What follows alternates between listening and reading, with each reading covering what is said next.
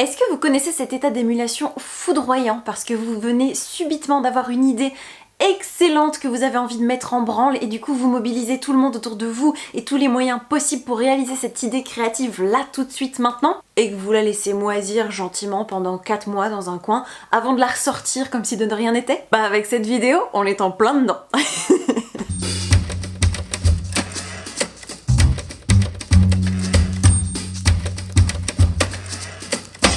Hello mes petites compotes à la rhubarbe et au camembert, j'espère que vous allez bien, je suis ravie de vous retrouver aujourd'hui pour une vidéo qui a bien failli ne jamais voir le jour parce qu'elle est restée à macérer toute seule, abandonnée, comme vous savez ce bocal de cornichons qui reste au fin fond du frigo pendant des mois. Et ben là on est en plein dedans parce que c'est pourtant une idée que j'avais eue après avoir vu une vidéo similaire sur la chaîne de Noël Gallagher qui est une chaîne anglophone que j'aime beaucoup regarder. Je vous mettrai comme d'habitude les liens si vous voulez aller jeter un œil. Et en gros elle avait proposé à ses abonnés de lui soumettre plusieurs thématiques, plusieurs catégories pour essayer d'y faire des recommandations littéraires associées. Et je m'étais dit que c'était hyper cool donc je vous avais immédiatement mis à contribution sur Instagram et j'ai reçu un florilège, une flopée, une montagne de messages donc c'était hyper cool avec des propositions super sympas donc je m'étais dit que ça allait vraiment être un régal à tourner. Et puis je sais pas ce qui s'est passé, il y a eu une espèce de faille spatio-temporelle un peu bizarre dans laquelle je me suis perdue, mais me revoici aujourd'hui avec vos catégories et je vous propose qu'on s'y colle tout de suite. Quand on dit que qui se ressemble s'assemble, ça se vérifie assez souvent et là ça n'a pas manqué puisque je vais commencer par la catégorie qui est revenue le plus souvent mais de façon presque majoritaire sous toutes ses formes, sous toutes ses variantes et je dois vous montrer un livre qui fait saliver, qui donne faim, qui donne envie de prendre un goûter, qui va nous faire grossir rien qu'en lisant les pages et j'ai la lecture parfaite pour ça. Il s'agit de Amour, gluten et sororité qui est un bouquin écrit par S.A. Yarmond, donc Sarah de la chaîne Mrs. Book Yarmond. Et c'est un bouquin dans lequel on va suivre Yael qui est une blogueuse culinaire qui est en train de préparer son premier livre de recettes. Et on va jongler entre une narration qui s'intéresse à ses amours, avec sa relation avec sa cousine, sa meilleure amie, avec ses turpitudes générales du quotidien. Et le tout est allègrement arrosé de burrata, de pizza, de pâtisserie, de viennoiserie, de roulé à la cannelle fait maison. Bref, à chaque fois que vous tournez une page, vous avez une nouvelle recette, vous avez un nouveau repas partagé avec les copines, vous avez un nouveau moment en famille autour d'un délicieux repas préparé avec amour. Vous avez de la comfort food, vous avez de la glace, bref, préparez-vous à perdre des litres de bave en parcourant ce roman qui est en plus très chouette à découvrir. On enchaîne avec une demande de recommandation qui m'a beaucoup fait rire puisqu'elle vient de ma copine Olivia de la chaîne et du compte Okoaline qui m'a demandé de vous présenter un bouquin qui sert aussi bien de cale-porte que de lecture doudou. Le tout en me souhaitant bon courage et honnêtement je pensais que j'allais galérer et sortir les rames et en chier des ronds de chapeau avant de vous trouver quelque chose et ça m'a frappé. L'évidence. Évidemment que j'allais vous parler de Where Rainbows End, qui est un roman écrit par Cecilia Ahern. J'ai l'édition en anglais là, mais ça a été traduit en français sous le titre La vie est un arc-en-ciel. Et surtout, ça a été adapté au cinéma sous le titre Love Rosie avec Lily Collins et Sam Claflin au casting. Et c'est l'une, voire ma comédie romantique favorite, puisque dans cette histoire, on va suivre Alex et Rosie, qui sont deux amis d'enfance. Vraiment, depuis leur plus jeune âge, ils partagent tout, ils sont inséparables. Et c'est pour ça qu'ils vont décider de partir ensemble aux États-Unis pour faire leurs études supérieures et malheureusement pas très longtemps avant le départ quelque chose va empêcher Rosie de partir et Alex va poursuivre son chemin sans elle. Et ça va être le récit de leur vie entrecroisée, où ils vont se rater, où ils vont se retrouver, où ils vont s'engueuler, où l'un va tomber amoureux de l'autre mais pas au même moment, et ça va être comme ça un chassé-croisé à travers plusieurs décennies. C'est vraiment une fresque romanesque très attachante qui s'appuie sur toute une ribambelle de personnages tous plus incarnés, tous plus attachants les uns que les autres. J'aime beaucoup aussi Ruby, la meilleure amie de Rosie, et tout ce qu'elle va traverser et la manière dont elles vont grandir ensemble et les évolutions des uns et des autres, et par moments on les déteste et on les adore et on est frustré de les voir se manquer et ne pas se comprendre comme ça pendant des années et c'est véritablement un roman qui m'embarque à chaque fois et qui me fait pleurer et qui me fait du bien et le film c'est tout pareil donc vous comprendrez aisément le côté doudou et cale-porte parce que j'ai une édition toute pourrie que j'avais trouvée d'occasion parce que sinon j'arrivais pas à mettre la main dessus et le dos est cassé, décoloré, bref les pages sont jaunies, cornées donc j'en aurais aucun scrupule à m'en servir de cale-porte si je devais, et c'est l'un de mes livres doudou favoris. Donc franchement, mission accomplie grâce à ce bouquin. On passe ensuite à la prochaine recommandation puisque vous m'avez demandé de vous présenter un bouquin qui m'a littéralement retourné le cerveau, et rien que pour ça je suis contente d'avoir attendu pour faire cette vidéo parce que sinon je n'aurais pas pu vous le présenter puisque je l'ai lu assez récemment, et il s'agit bien entendu de Vita Nostra, écrit par Marina et Sergei Djatchenko et publié aux éditions de La Talente. Si vous faites partie des lecteurs qui n'ont pas encore tenté l'aventure, alors vous ne savez pas encore ce qu'est un retournement psychologique et intérieur digne des meilleures chaussettes sortant de la machine. Et en gros, pour vous donner envie, dans cette histoire on va suivre Alexandra, aka Sacha, qui va partir en vacances au bord de l'océan avec sa mère, et tandis que les deux se dirigent vers la plage, Sacha va remarquer un étrange homme avec des lunettes de soleil qui semble la poursuivre, et quand il va lui adresser la parole, ça va pour le moins la désarçonner et carrément la faire flipper puisque l'homme lui demande et lui conseille même très vivement d'aller se baigner nu tous les matins à 5 h sur une plage bien particulière et de faire des allers-retours au niveau de la bouée. Le tout asservi d'une mise en garde assez corsée en lui disant qu'il pourrait bien arriver des bricoles à son entourage si elle ne se plie pas à ces étranges consignes. Suite à cette étrange rencontre et histoire d'enfoncer le clou de la bizarrerie jusqu'à un point de non-retour, Sacha va commencer à vomir des pièces d'or après avoir rencontré cet homme, et je ne vous en dis pas bien plus, mais sachez juste que ça va être le début d'un voyage métaphysique dans une école, dans un institut assez particulier qui va reformater Sacha vers une version d'elle-même qu'elle ne pensait pas possible. Je ne vous en dis pas davantage, mais sincèrement, cette narration est juste folle, cet univers, cette idée est démentiellement innovante et incroyablement profonde et désarçonnante. C'est vraiment un livre qui ne ressemble à aucun autre. C'est une lecture, une expérience unique en son genre que vous ne vivrez, je pense, qu'une fois dans votre parcours de lecteur et de lectrice. Et c'est juste tout bonnement remarquable puisque Sacha va être accompagnée dans cet institut sur un voyage de déconstruction et de reconstruction de son intériorité, et sincèrement le tout est tellement métaphysique et tellement dingue et sonne tellement profondément et va jouer avec des émotions et des concepts dedans de vous dont vous n'aviez aucune idée, et ça va vraiment vous faire partir dans tous les sens et ça s'accentue au fur et à mesure. On fait un voyage de déstructuration en tant que lecteur en même temps que l'héroïne, et le fond et la forme s'épousent d'une manière incroyable. J'ai adoré cette expérience, ça m'a totalement chamboulée, retourné le cerveau, et je pense que vous aussi. Pour la prochaine catégorie, on va rentrer dans un domaine un petit peu plus personnel, mais j'avoue que quand j'ai vu la question, j'ai trouvé assez jolie, et en fait immédiatement j'ai réfléchi à un livre que j'aime beaucoup aussi, donc ça aurait été dommage de ne pas vous le présenter. Et donc cette catégorie, c'est que je dois vous présenter un livre qui me rappelle mon premier amour, et pour ce faire j'ai décidé de vous parler de Quand souffle le vent du Nord de Daniel Glatauer, publié aux éditions Grasset. Dans cette histoire, on va suivre Amy, une femme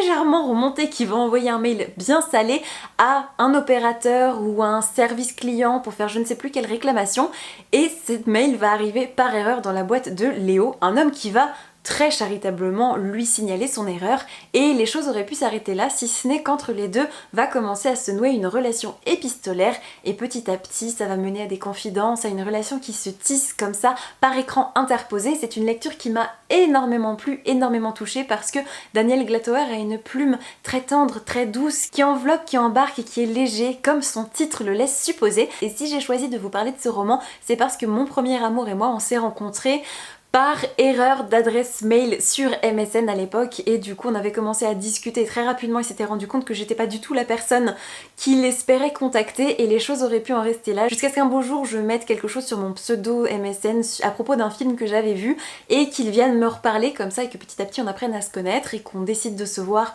après plusieurs mois à se parler quotidiennement. Et voilà, j'ai trouvé que cette ambiance épistolaire et qui se tisse virtuellement mais pour créer quelque chose de tangible dans la vraie vie, ça m'a beaucoup marqué, ça m'a émue, et je pense que si vous ne connaissez pas cette histoire, ça peut carrément faire le même effet chez vous. Alors je ne sais pas ce qui se passait dans vos vies au moment où j'ai mis ce sondage sur Instagram, mais vous avez été énormément à me demander de vous présenter un bouquin qui me donnait envie de profiter de la vie. Du coup, je m'exécute, mais peut-être pas de la façon dont vous m'attendiez, je vous montre ça tout de suite, puisque j'ai décidé de vous parler du roman Les derniers jours de Rabbit Haze, qui est écrit par Anna McPartlin et publié aux éditions Cherche Midi. Dans ce roman contemporain, on va suivre Mia, qui est âgée, je crois, d'une quarantaine d'années, et surtout qui rentre en maison de repos pour y passer ses derniers jours, puisqu'elle est condamnée, la maladie a eu raison d'elle, et À l'occasion de ce dernier voyage, on va avoir droit à un portrait, un kaléidoscope de souvenirs et de portraits de famille entre ses parents, entre ses frères et sœurs et sa petite fille. Et j'ai trouvé ce roman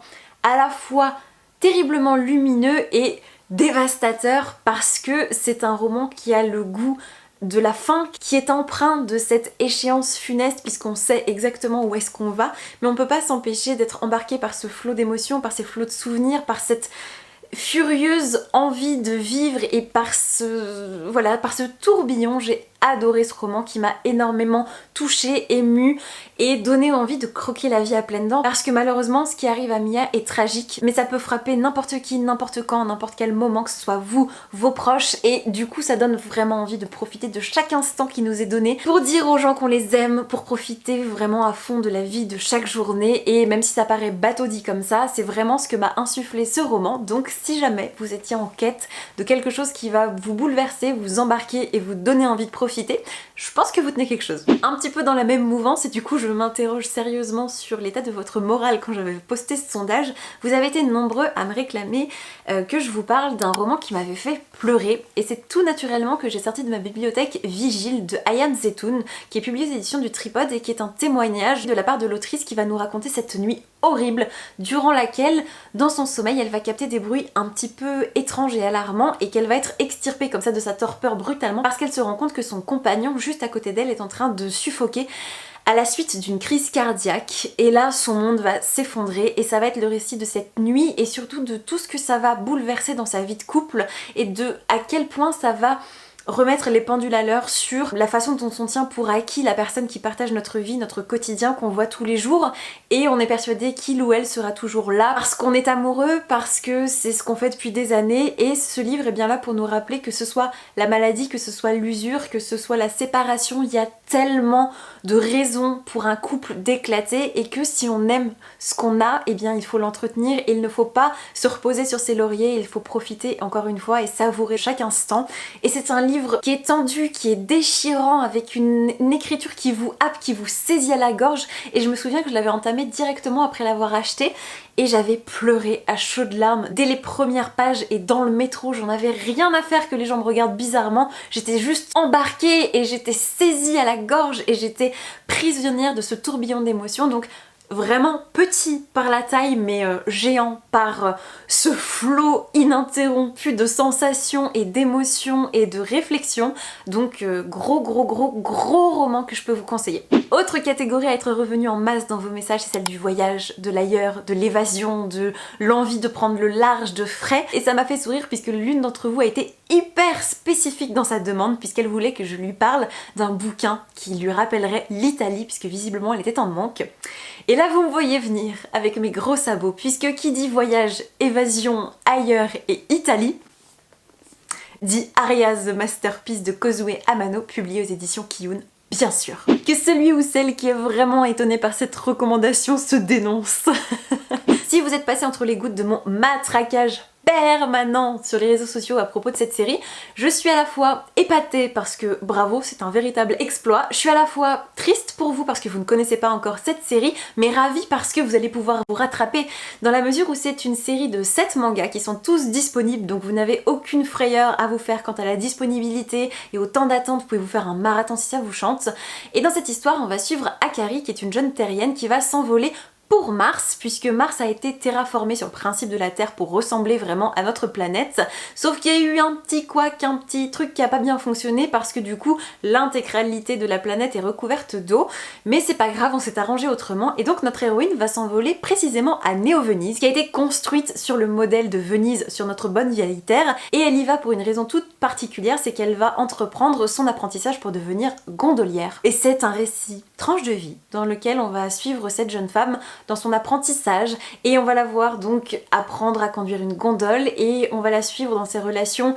avec ses concurrentes, avec sa tutrice, avec le président qui est donc le responsable de Aria, cette agence d'ondines qui sont donc les gondolières, et on va la voir déambuler dans les ruelles et prendre le temps de vivre à la terrasse d'un café ou tout simplement assise en face de ce qui ressemble au pont des soupirs ou en train de se faire des connaissances avec les souffleurs de verre ou encore avec ceux qui s'occupent s'occupe de gérer la gravité ou la température de la planète et vous avez comme ça tout un panel de moments, de tranches de vie choisies et c'est tellement relaxant, tellement apaisant, tellement mignon, tellement beau. Vous apprenez plein de choses sur Venise, sur ses traditions, sur ses coutumes, sur son architecture et en même temps vous prenez une véritable leçon de vie quant à la façon de savourer chaque moment et d'extraire la substantifique saveur de chaque instant qui vous est donné et c'est une véritable leçon de vie. Ce sont des moments délectables et à chaque fois je suis embarquée, emportée dans ce tourbillon et je n'ai pas envie de sortir de cet univers. Si vous avez le moral dans les chaussettes, si vous avez envie de voyager, si vous avez envie de découvrir Venise,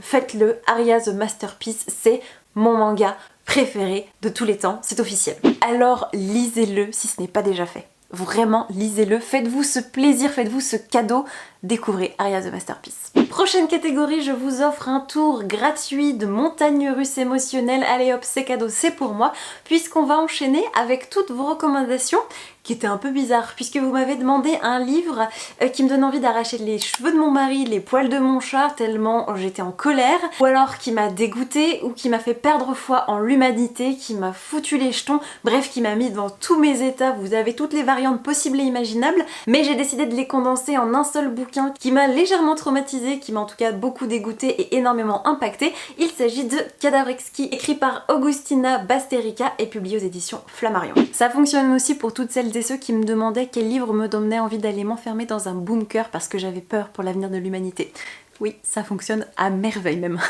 Dans ce roman absolument sordide et terrible, on va suivre l'évolution d'une humanité qui a connu un virus, une pandémie, qui a eu raison de la quasi-totalité des espèces animales, se retrouvant du coup par là même privée de viande. Pauvre petite humanité. Et donc plutôt que de se dire bah c'est l'occasion, de toute façon la viande c'est très mauvais pour la santé, c'est très mauvais pour l'environnement, c'est très mauvais, on peut plus se le permettre,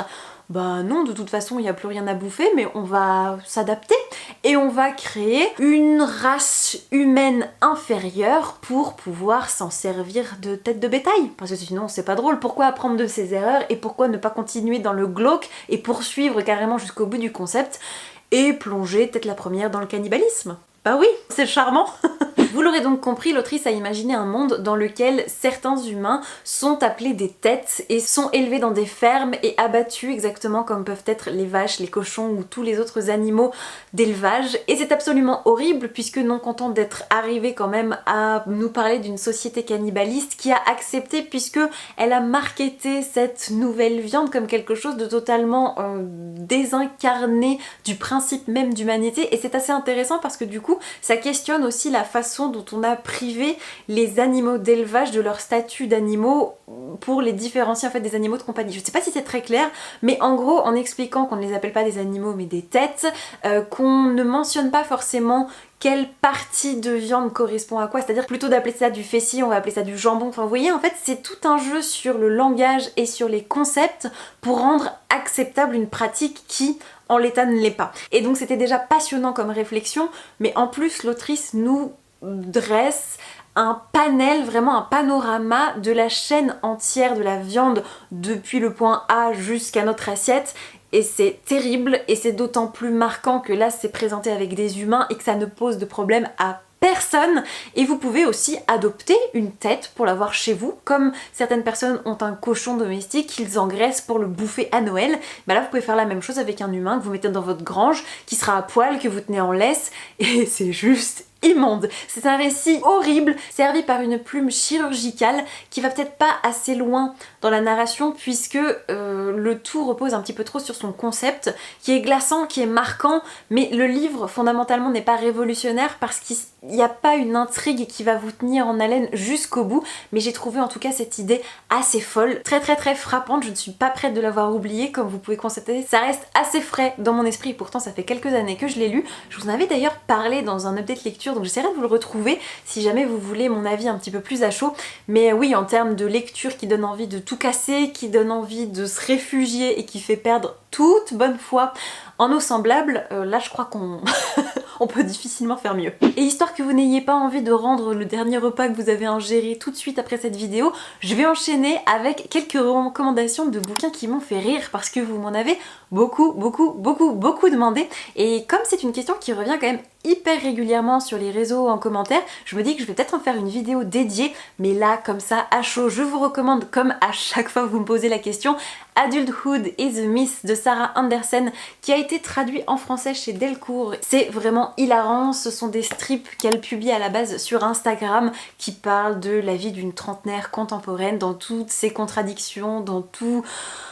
tous ces aspects les plus attachants, les moins reluisants. On s'y reconnaît forcément et j'aime beaucoup, à chaque fois ça me remonte le moral, donc je pense que ce sera pareil pour vous. Plus jeunesse, plus romancé, mais très piquant également, vous avez Mémoire d'une jeune guenon dérangée, le premier tome du journal intime de Cléopâtre Wellington, écrit par Digly, publié chez Michel Lafon. Et alors là, c'est l'histoire de Cléopâtre Wellington, une jeune ado qui a je crois 14-15 ans et qui nous embarque avec elle dans son quotidien, dans ses tribulations, et c'est toujours mordant, c'est toujours drôle, on s'y attache, on s'y reconnaît, on s'y retrouve, surtout si comme moi vous êtes de la génération des années 90, vous allez forcément vous sentir impliqué émotionnellement, et je trouve que c'est un très beau témoignage, très juste sur l'adolescence, sur les films qu'on peut se faire, sur comment est-ce qu'on arrive à monter en épingle le moindre événement et comment est-ce qu'on vit l'ennui et comment est-ce qu'on... Ah, c'est très drôle, comment est-ce qu'on arrive quand même vers cet âge où on se préoccupe plus du regard des autres, où on veut rester un enfant, où on a cette âme encore un peu piquante, un peu détachée de tout contingent pesant, et en même temps on met un pied presque involontairement dans cet âge adulte et on se retrouve dans cet entre-deux un peu bancal, et c'est très drôle, c'est très touchant, c'est vraiment une série que j'aime beaucoup, donc pareil, à découvrir si c'est pas fait.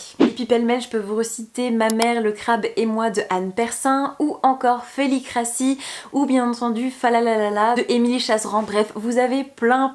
de façons de vous remonter le moral, mais comme je vous l'ai dit, je vais peut-être vous préparer, vous concocter une vidéo sur le sujet, donc je m'arrête là pour l'instant, mais c'est dans les tuyaux. On ne va pas se le cacher, j'ai encore plein de recommandations sous le coude, j'ai encore plein de catégories que vous m'avez confiées, mais je trouve que pour une première c'est déjà pas mal, donc on va s'arrêter là pour aujourd'hui. J'espère vraiment que ce principe vous aura plu, que vous aurez passé un bon moment, que certaines lectures vous auront intrigué. N'hésitez pas à me raconter tout ça dans les commentaires, et pourquoi pas à me confier vos propres envies et pourquoi pas vos propres catégories pour que je puisse y répondre dans une prochaine vidéo. Moi en attendant de vous lire et d'échanger avec vous, qui est donc vous le savez mon moment préféré de la semaine après avoir posté des vidéos, et bien je vous souhaite comme d'habitude de merveilleuses rencontres de papier, et je vous dis à très vite pour la prochaine vidéo. Ciao ciao. Baby, I'm outside, been thinking about you all night, been thinking it ain't right if you and me only see us in our dreams. I'm out.